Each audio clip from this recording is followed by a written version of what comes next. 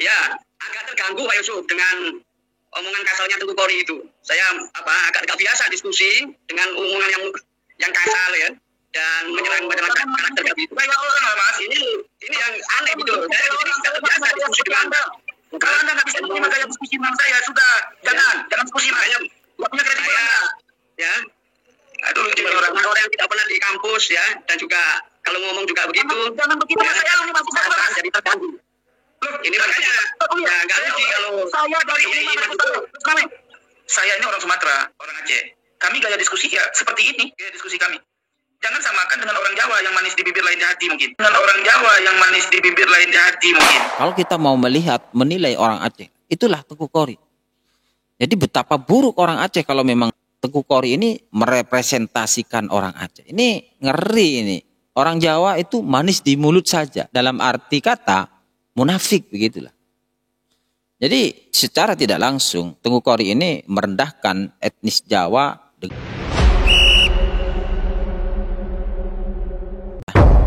Nah oke. Tadi saya sudah menyaksikan full sampai selesai live percakapan di Pada Suka TV yang menghadirkan narasumber Tengku Kori. Kemudian juga ada bintang tamunya Dr. Ribut. Ternyata kali ini Dr. Ribut harus berhadapan dengan orang yang suka ribut. Suka ribut ya. Kita melihat bahwa kebiasaan-kebiasaan buruk itu walaupun disimpan, ditahan-tahan agar tidak keluar kebiasaan-kebiasaan buruk itu, pada akhirnya akan keluar juga. Karena itu adalah tabiat jelek, tabiat buruk yang ada dalam diri orang tersebut ya. Contohnya seperti si Kori ini, dia mempunyai tabiat itu mencaci maki, menghinakan orang lain, ya, merendahkan lawan. Ini tabiatnya ya. Walaupun dari awal kita melihat dalam diskusi tersebut dia mencoba untuk menahan agar jalannya diskusi ini sesuai seperti yang diharapkan, yang diminta oleh Pada Suka TV, yaitu agar tidak keluar bahasa-bahasa yang rasis, bahasa-bahasa kasar, bahasa-bahasa kotor. Kita melihat itu dari awal. Awalnya sih memang itu sebuah diskusi yang kayaknya berjalan bagus. Kenapa? Karena kita akan melihat apa sih yang menjadi alasan Tengku Kori ini sehingga seberani itu menantang tesis Kiai Imad yang selama ini bertahan hingga 3 tahun. Sementara Kori ini kita melihat seseorang yang tiba-tiba nimbrung ketika awal mencuatnya polemik nasab. Kalaulah seumpamanya Tengku Kori ini dikatakan seorang ulama ya. Ya bolehlah, karena seorang ulama itu orang yang memahami tentang agama. Orang yang memahami tentang syariat-syariat Islam. Tapi kita jangan lupa bahwa kriteria ulama itu ada 2 kawan. Ya, ada ulama amilin. Siapa ulama-ulama amilin? Ulama al-fuqaha, ulama yang ahli fikih. Dan juga amilin. Yang jelas ketika masuk ke kategori ini adalah mereka orang-orang yang betul-betul jujur. Orang yang tidak pernah bohong karena ilmunya. Dengan ilmu tersebut orang itu akan dituntun ke dalam suatu ketetapan dalam satu kebenaran. Nah, yang kedua, ulama usu. Bagaimana ulama usu? Ulama usu itu ya lengkaplah. Kita melihat kalau ulama su itu orang yang faham tentang agama, fasih mendalami kitab-kitab ulama salaf. Bahkan juga kalau perlu ahli fikih. Tetapi ulama su ini sangat membahayakan. Bahkan Rasulullah mengkhawatirkan umatnya terhadap ulama su dibandingkan khawatir terhadap kemunculan Dajjal. Sekarang kita kembali ke Tengku Kori.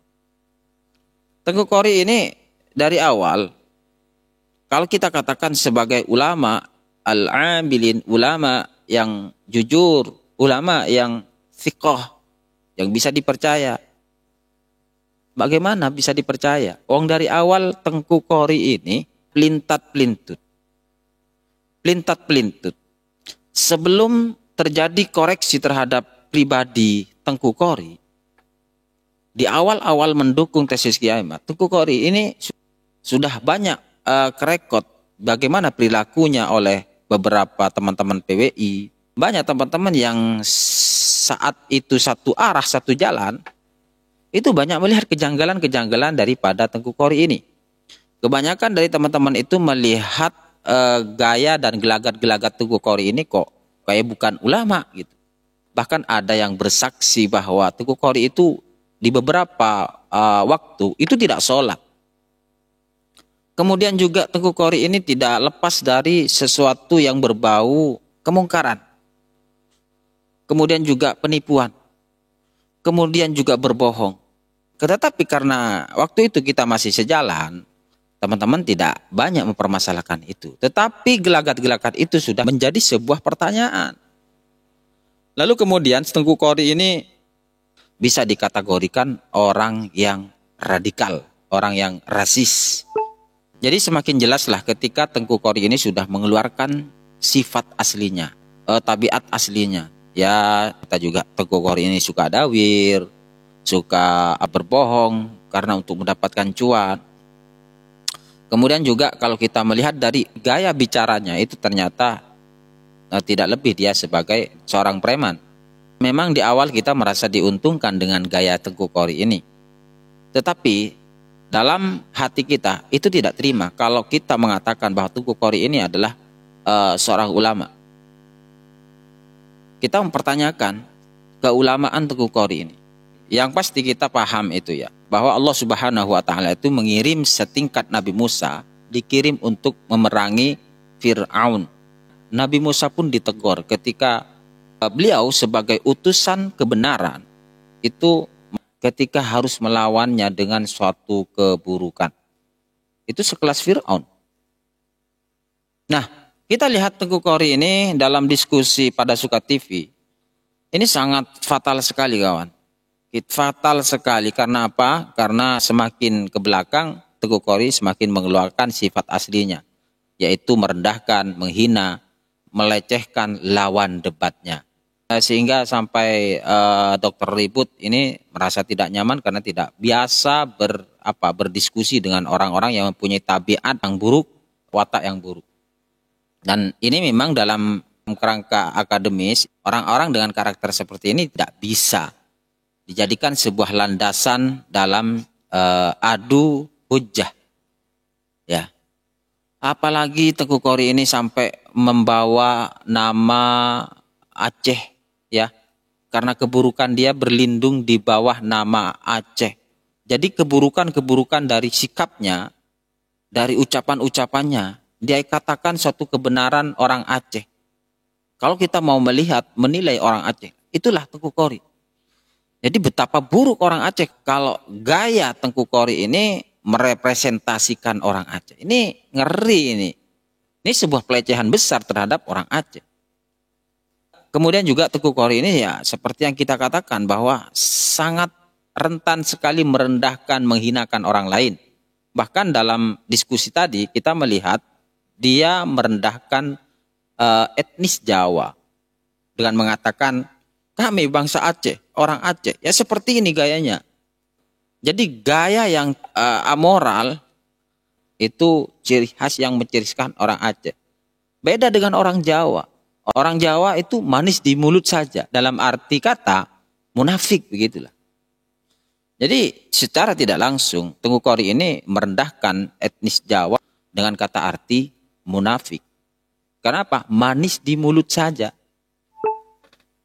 Makanya orang sekelas Tengku Khori ini jangan dikasih panggung di mimbar-mimbar akademik. Percuma dia itu tidak merepresentasikan seorang ulama yang dalam arti mencari kebenaran. Tengku Khori ini adalah seorang ulama yang cenderung mempunyai gaya ulama su dan sangat berbahaya. 20 halaman 20 ya dalam kitabnya itu ya, ini nama kitabnya apa? Coba dijawab dulu yang benar. Aduh, muter mungkin nih. Saya itu sebenarnya ya agak terganggu Pak Yusuf dengan omongan kasalnya Tengku Kori itu. Saya agak biasa diskusi dengan omongan yang kasar ya, dan menyerang karakter itu. Banyak orang Mas, ini yang aneh gitu loh. Saya di sini tidak biasa diskusi dengan Anda. Kalau Anda nggak bisa menerima gaya diskusi dengan saya, sudah jangan diskusi makanya nggak punya kredit saya. Ya, aduh orang yang tidak pernah di kampus ya, dan juga kalau ngomong juga begitu. Jangan begitu Mas, saya alumni mahasiswa jadi terganggu. Ini makanya ya nggak lucu kalau saya dari tidak mau didukung oleh Tengku Kori itu nggak masalah ya. Ya walaupun tadi saya bacakan juga percuma diulang-ulang lagi. Itu Pak Yusuf, mohon izin saya tidak bisa meneruskan karena omongannya kasar ya, saya tidak terbiasa itu ya. Mohon izin saya Pak Yusuf. Ya. Oke, baik. Ini terima kasih Dokter Ibu. Baik. Ya. Oke, baik, pemirsa Presswire TV, kita yang dijanjikan diskusi sampai 1 jam, ini sudah 1 jam 30 menit. Jadi sebentar, Usmar. Ya. Oke, ada silakan. Ya, salah satu yang menyebabkan tidak akuratnya sebuah diskusi, ya. Pertama, mengkritik gaya seseorang yang dipaksakan harus dengan keinginan orang lain, itu yang sulit. Ya. Yang kedua, saya ini orang Sumatera, orang Aceh. Kami gaya diskusi ya seperti ini, gaya diskusi kami. Jangan samakan dengan orang Jawa yang manis di bibir lain di hati mungkin, ya. Jangan seperti itu. Kalian diskusi kalian kalau bicara lemah lembut tapi menusuk ke dalam jantung yang paling dalam. Jadi kalau Anda cuma datang ke sini cuma numpang nanya, ya, lepaskan saja kedokteran Anda, ya. Di sini diskusi sama saya ilmiah, bawa data, pakai ilmu, dari mana sumber Anda dapatkan. Jangan cuma nanya begitu sudah dijawab, jangan paksakan jawaban sesuai dengan otak Anda, ya. Saya sudah mencoba menjawab semua dengan ikhlas, ya, dengan gaya saya. Dan dari tadi satu pun pertanyaan yang saya berikan pertanyaan kepada Anda tidak pernah bisa menjawabnya. Anda mengaku sudah meneliti tesis IMAT, tetapi ketika saya tanya, Anda tidak bisa menunjukkan mana naskah yang dapat melemahkan dan memalsukan kitab Abnaul Imam. Dari semua yang Anda tanyakan, saya jawab. Anda mencoba untuk mereaksi atau merealitakan terkait video yang beredar terhadap statement saya sebelum saya menjadi pembela Nasabah Alwi, yaitu biasa kalau Kadin. Kalau Anda mimpi bertanya, saya sudah anggap itu sebuah karya. Saya nggak anggap itu fatwa ahli nasabah, itu sama dengan penelitian Imaduddin, sama saja. Gitu loh. Sekarang apa yang dia teliti, saya jawab semua dalam naskah saya. Gitu. Nah, jadi kesimpulan pada malam ini, ya, diskusi ini tidak membuat otak saya ringan. Kenapa? Karena tidak ada jawaban yang saya harapkan dari seorang utusan mukimat, ya, utusan Kiai Haji Imaduddin, ya. Kenapa? Karena percuma sampai ke Sudan dia sekolah tinggi sampai ke sana, tetapi tidak ada satu pengetahuan pun yang bisa dapat saya ambil dari narasi dia. Hanya comot-comot statement YouTuber, ya, sehingga menjadi dalil buat dia, bukan dalil ilmiah dari kitab-kitab. Maka oleh sebab itu saya katakan, tolong Bapak Yusuf, ya, cari lawan sama saya untuk membela, untuk menguatkan tesis Imaduddin dengan orang yang kredibel. Kalau perlu 5 to 5. Hatta Kiai Haji Imaduddin suruh ketemu sama saya, diskusi sama saya. Jangan modal cuma nyap di pinggir jalan, ya, ngatain nasab orang palsu, tetapi ketika diajak diskusi secara ilmiah, kabur, nggak pernah unggul, nggak pernah berani, malah mensyaratkan orang lain untuk mempunyai rekomendasi daripada lembaga Robitoh. Sementara tesisnya Imaduddin tidak ada rekomendasi dari ulama internasional pun. Ini nggak kredibel. Dia pingin bikin tesis, pingin tesisnya kuat, tetapi dia tidak mau berdiskusi dengan orang-orang yang meneliti. Dia pilih-pilih lawan. Apa pula ini? Ini bukan ulama, tetapi adalah penghasut yakin zaman. Kadzib namanya. Sementara setiap saya bernarasi, waktu saya mendukung Imat, saya siap berdiskusi dengan siapapun. Anda menjadi saksi. Dengan siapa saya sudah pernah diskusi. Terhadap Tengku Kori, silakan. Ya, terima kasih. Jadi kesimpulan saya, closing statement dari diskusi ini, ya, walaupun diskusi nggak akan selesai, ya. Jadi tadi yang disampaikan, misalnya terkait masalah konferensi internasional, Tengku Kori juga mengaku bahwa kecelik, ya, ketipu itu bukan hasil dari konferensi para ulama ahli nasab, ya, tetapi hanya tulisan satu orang.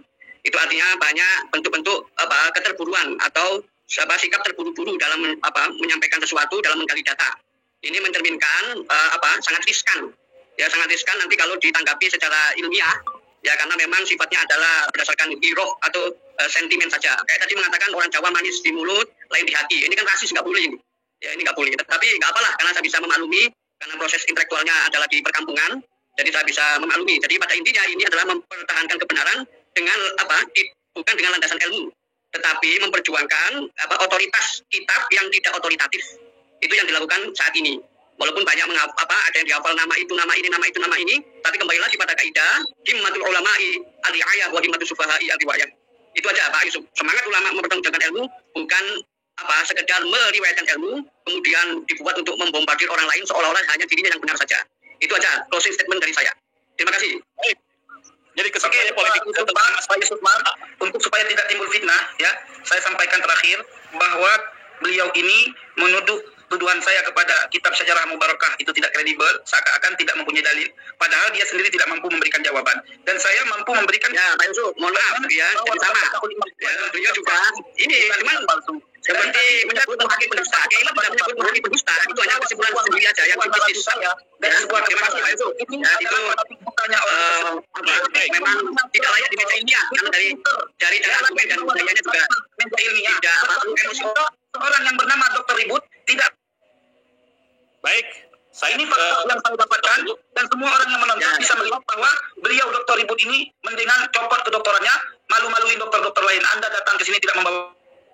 Baik, itu bukan orang, itu kayak orang kampung ya, orang perkampungan biasa lah itu. Ya, oke. Ya, Said Goli ini baik pemirsa pada Suara TV, itulah plus minus dari debat nasab, tetapi pada intinya bahwa kenapa polemik nasab ini menjadi sebuah penting, karena menunjukkan bahwa nasab keturunan atau warisan dalam tradisi Islam adalah nasab